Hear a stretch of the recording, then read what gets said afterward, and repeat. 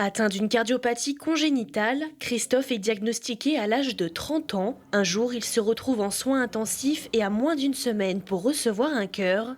Il est greffé le 15 novembre 2015 et c'est le début de sa nouvelle vie avec son compagnon intérieur. Le cœur que j'ai de cette autre personne, c'est une autre personne qui vit avec moi. C'est mon meilleur ami en fait. Donc dès le départ, dès le troisième jour après mon réveil, j'ai commencé à lui parler et à lui expliquer la vie qu'on allait avoir et le remercier. Roxane, elle, est atteinte de la mucoviscidose.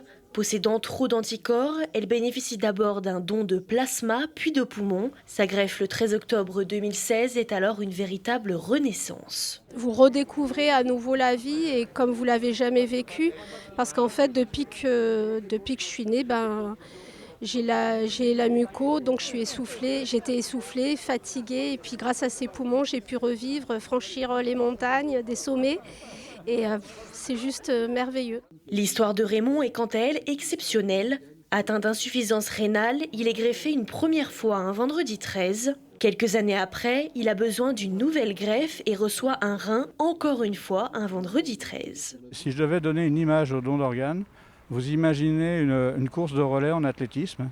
C'est comme si le premier relayeur vous donne le témoin de la transplantation, donc le témoin de la vie, et vous dit moi j'en peux plus Raymond, vas-y, c'est à toi de jouer. Actuellement, il y aurait 27 000 personnes en attente de greffe.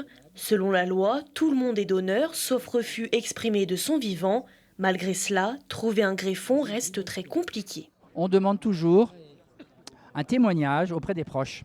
Et parfois, les proches s'opposent sans forcément respecter la volonté du donneur. Et dans ces cas-là, même si la loi permettrait de prélever, le prélèvement n'a pas lieu, de telle sorte que chez 100 donneurs en état de mort cérébrale, on peut en prélever que les 2/3.